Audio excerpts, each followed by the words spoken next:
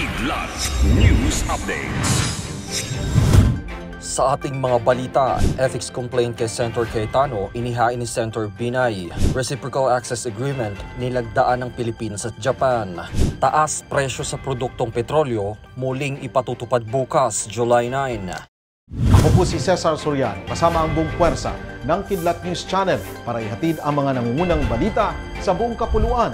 Ngayon, nagsampa na ng ethics complaint si Senator Nancy Binay laban kay Senator Alan Peter Cayetano kaugnay ng kanilang naging pagtatalo sa pagdinig tungkol sa new Senate building noong nakaraang linggo. Sa reklamong isinumite nito kay Senator Francis Tolentino na chairman ng Senate Committee on Ethics and Privileges ngayong araw, iginiit ng senadora na may kapangyarihan ng Senado na patawan ng parusa ang sinumang miyembro nito na nagpapamalas ng unruly behavior.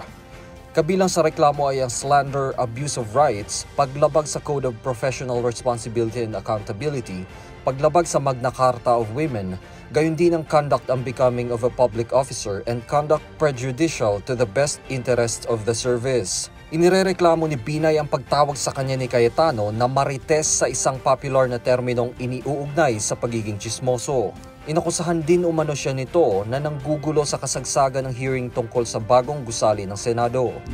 Lumagda ang Pilipinas at Japan sa Landmark Reciprocal Access Agreement o RAA na layuning palakasin ang defense cooperation sa pagitan ng dalawang bansa sa gitna ng tumataas na tensyon sa South China Sea.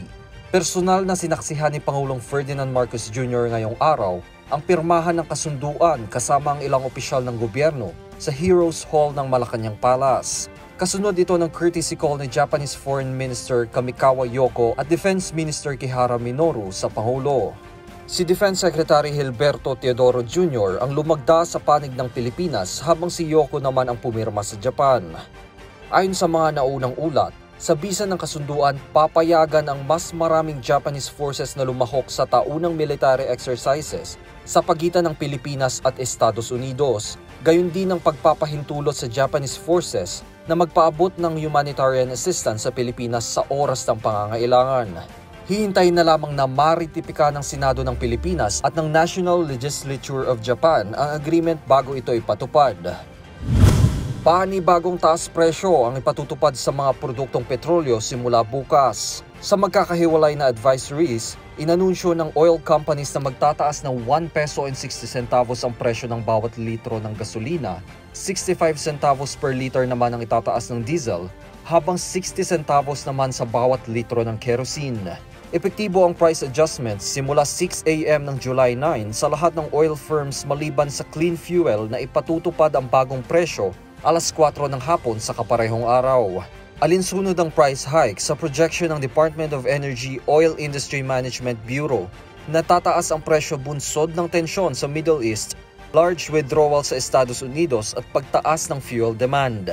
Ito ang ikaapat na magkakasunod ng linggo na nagtaas ang presyo ng langis.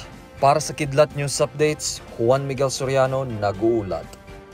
atin niyo pong natunghayan ang mga headlines sa nakalipas na mga oras. Manatiling nakatutok para sa susunod na mga updates at breaking news. Ako po si Cesar Sorian, kasama nyo sa bawat pagputo ng balita.